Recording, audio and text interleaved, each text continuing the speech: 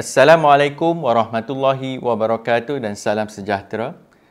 Terima kasih kepada teman-teman yang terus mengikuti ulasan video di channel YouTube Akmal Nasir.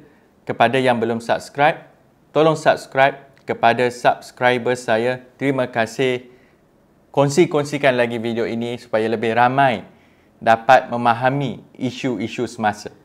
Jadi hari ini saya akan membicarakan satu persoalan yang ditimbulkan semalam, yang mana kalau saya boleh baca keratan berkenaan dengan cadangan nombor plet basikal ini, yang saya baca laporan semalam, demi menjaga keselamatan penunggang basikal daripada terdedah dengan kemalangan jalan raya, setiap basikal, dia bukan kata sekumpulan atau jenis-jenis basikal, yang disebut ni setiap basikal di negara ini perlu didaftar, dilesen dan diletakkan nombor plet pendaftaran sama seperti kenderaan bermotor.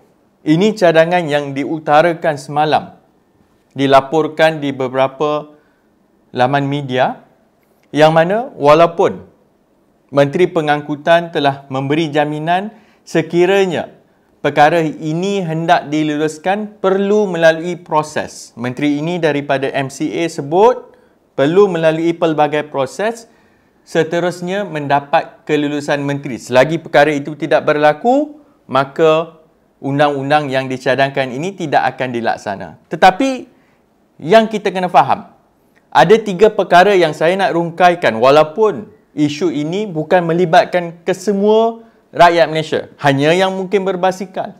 Tetapi ini juga contoh terbaik untuk kita kupas dan memahami apa-apa dasar kerajaan ini perlu diteliti, berwaspada dan memahami kesan langsung dan tidak langsung. Jadi 3 perkara. Pertama, pengalaman kita di bawah Perikatan Nasional ini, kerajaan flip-flop. Kerajaan yang sebenarnya bergantung harap kepada sokongan ahli-ahli parlimen, UMNO, PAS, MCA dan juga kelompok-kelompok yang membentuk gabungan yang sangat rapuh. Jadi sebab itu dalam memahami dinamik kerajaan hari ini, mereka tidak kisah sangat soal sokongan rakyat. Sebab dia tahu dia jadi kerajaan bukan sebab kita semua. Dia bukan jadi kerajaan sebab dapat undi sokongan rakyat melalui kotak undi. Dia jadi kerajaan hari ini sebab ada ahli-ahli parlimen yang khianat satu kumpulan, yang pentingkan diri satu kumpulan, yang dijanjikan dengan kedudukan habuan satu kumpulan. Jadi kumpulan-kumpulan inilah yang menyebabkan kerajaan hari ini terbentuk. Maka pemikiran, asas, dasar dan juga hala tuju kerajaan itu bukan berteraskan kepada rakyat, tetapi kepada mempertahankan kedudukan hari ini dengan ihsan daripada ahli-ahli parlimen ini. Jadi apabila berlaku perkara sedemikian, cadangan untuk mengenakan lesen kepada setiap basikal. Sebelum saya sebut soal keselamatan, soal kewangan, kita kena faham juga bahawa bila dicadangkan ini, perkara pertama yang merisaukan saya, merisaukan mungkin penggemar basikal ataupun merisaukan rakyat kebiasaan, kerajaan nak cari lagi duit dengan menekan ataupun mengikat, mencukai, mengenakan lesen nombor plet ini untuk cari sumber kewangan. Apa gunanya ada menteri kalau akhirnya yang membayar gaji mereka, yang menyumbang itu semuanya jalannya hanya kembali kepada rakyat. Rakyat dipaksa bayar dan sebagainya, sedangkan menteri yang langgar undang-undang sampai hari ini masih bebas begitu saja. Siasat dah dekat sebulan. Apa hasilnya? Langgar kuarantin 2 minggu sampai sekarang, tiada sebarang tindakan undang-undang. Rakyat dah masuk penjara, rakyat dah kena hukuman di mahkamah. Tapi kalau kamu menteri, kamu selamat begitu sahaja dan bila kamu perlukan wang, kamu cari rakyat biasa. Jadi perkara yang saya rasa dalam soal ini, bila keadaan negara ini kekuatannya bergantung kepada sokongan ahli parlimen, terutamanya yang kianat dan sebagainya, kita kena tahu juga kedudukan keuangan yang sering dibandingkan ataupun yang dimomok-momokkan soal duit negara ini mencukupi. Soal seolah-olah kita boleh berbelanja sesuka hati. Sebab itu menteri, ahli parlimen mereka ini diberi imbuhan jawatan GLC dan sebagainya sebab kita banyak duit. Cuma hakikatnya yang dinyatakan sendiri oleh Menteri Keuangan, mungkin latar belakangnya sebagai banker, jadi yang ini dia bercakap dengan jelas bahawa hutang negara ketika sidang parlimen tempoh hari disebut adalah sekitar 845 bilion. Saya semak betul, 854 bilion. Tetapi beliau juga akui liability ataupun tanggungan kerajaan adalah pada tahap 1.2 trilion ringgit. Angka ini konsisten. Nak kata, oh dulu tak ada duit, sekarang ada duit, kerajaan ini datang daripada yang sama. Zaman Najib Razak banyak liability ini diwujudkan, tapi hasilnya tidak kepada rakyat, hanya mengkayakan beberapa individu. Jadi dalam isu keuangan negara ini memang kita berada pada paras kritikal. Sebab itu bila kerajaan memohon dalam parlimen supaya had hutang yang dibenarkan oleh statutory daripada 55% kepada keluaran dasar dalam negara KDNK atau GDP ini dinaikkan kepada 5%, kita bersetuju luluskan mengambil kira keadaan rakyat di luar sana itu amat susah, amat sukar. Dan kita mengharapkan agar apabila kita benarkan kerajaan membuat hutang lagi, duit-duit yang didapati itu adalah untuk dibelanjakan membantu rakyat yang menghadapi bebanan ekonomi sekarang ini. Tapi bila saya kupas sebagai contoh video 2 hari semalam soal mereka yang pergi ke bank untuk mendapatkan skim mikrokredit, memang dihalau, dia tak ada. Duit dah tak ada.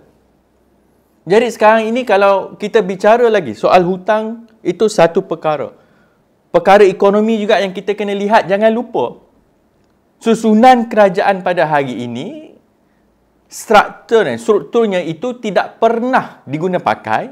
Mungkin satu kelainan, mungkin satu dianggap perkara yang baru, mungkin ada sedikit rasa terbuka dengan idea yang baru. Tetapi apabila susunan itu dihapuskan jawatan timbalan Perdana Menteri, dikongsikan 4 jawatan Menteri Kanan. Kita tahu Menteri Kanan ini ada 4 dan di bawah Menteri inilah menjaga sesuatu bahagian. Malangnya dalam soal ekonomi, mungkin kita ada Menteri Keuangan dari latar belakang bank. Dan sekarang ini memang isunya bank jaga bank, banker jaga bank, yang mana kita bercakap soal moratorium sampai sekarang masih tiada kabar berita. Rasanya tahun depan memang kita tengok kesannya sangat mendadak, tapi bulan depan pun kita dah akan nampak kesan apabila moratorium ini ditamatkan. Walaupun desakan itu ada untuk disambungkan sedikit lagi, tetapi mungkin kelangsungan bank itu lebih penting kepada Menteri Keuangan. Tetapi yang lebih merisaukan, yang mungkin rakyat kena peka, kena ambil maklum, yang jaga ekonomi sebenarnya Menteri MITI. Si Kitol adalah Menteri Kanan bahagian ekonomi. Sebab itu dalam soal ekonomi ini, kita akui menjaga wabak COVID-19 ini nampak tersusun sebab individu ataupun susunan itu diletakkan kepercayaan kepada Datuk Seri Hisham, Dr. Hisham, pengarah kementerian sendiri yang ambil tanggungjawab itu ke depan bila menteri kesihatan itu ternyata tidak mampu memikul dan juga memberi idea-idea yang bercanggah dengan even bukannya medical term tetapi common sense. Minum air suam boleh selesai masalah COVID-19 ini memang tidak boleh diterima sama sekali. Dan Alhamdulillah rezeki rakyat Malaysia apabila terbukti menteri daripada UMNO ini tidak mampu menjalankan tanggungjawab, maka pengarah kementerian sendiri yang ambil alih nampak menuju ke arah kehadapan. Masalah sekarang bahagian ekonomi, kita ada Menteri Kitol. Yang mana kalau kita lihat, ianya hanya mengintai peluang untuk terus naik. Mungkin berangan nak jadi Perdana Menteri. Kalau kita mengharapkan, memang sekarang ini tengah kempen pilihan raya negeri Sabah. Semua boleh berkempen. Bukan hanya mereka yang tidak berjawatan dalam kerajaan, hatta yang pegang jawatan menteri pun, mereka ni masih mewakili daripada parti politik. Tapi bila kamu berkempen di Sabah ini, kita menganggap kalau ada cadangan ataupun perancangan untuk memulihkan ekonomi negara. Paling kurang kamu boleh tabur janji kepada rakyat Sabah ataupun bagi gambaran macam mana kamu nak uruskan ekonomi Malaysia ini. Tetapi dia turun, dia kempen, dia serang keadilan, dia serang yang kononnya dia masuk keluar lokap berjuang nak bebaskan Anwar. Tetapi hakikatnya ekonomi kita ini sangat berada dalam tahap yang tidak menentu, tiada keyakinan di pasaran dan paling teruk bila bebanan itu diletak kepada menteri yang jaga ekonomi, si Kitol. Kalau rakyat biasa boleh dikhianati, bagaimana pula dengan keadaan ekonomi negara?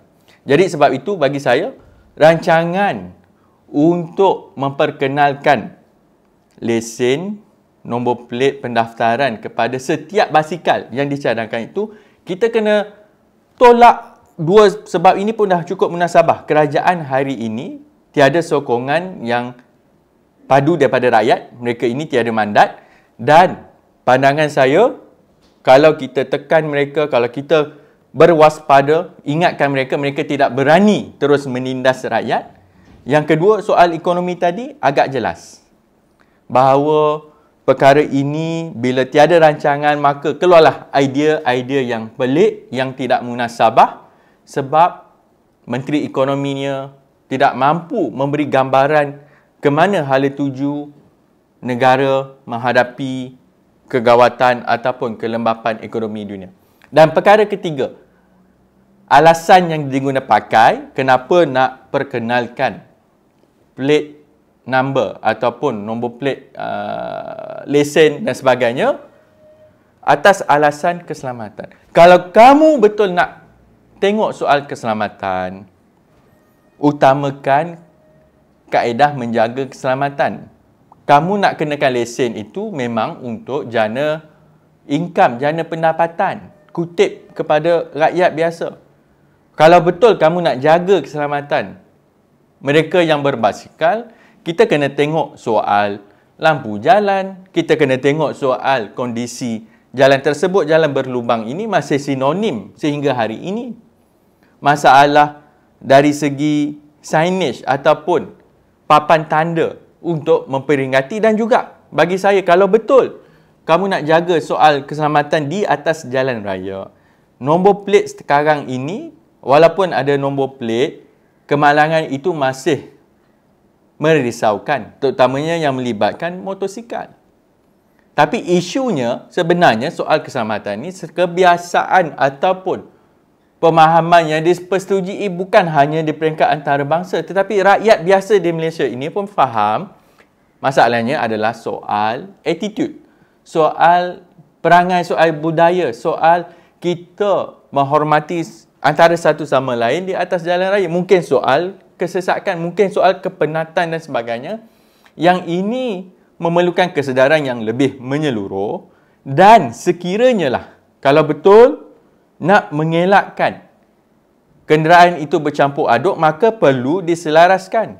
Laluan motosikal itu tidak dicampur dengan laluan kenderaan biasa ataupun kenderaan berat. Jadi kalau jalan itu memang khusus untuk kenderaan 4 roda ataupun kenderaan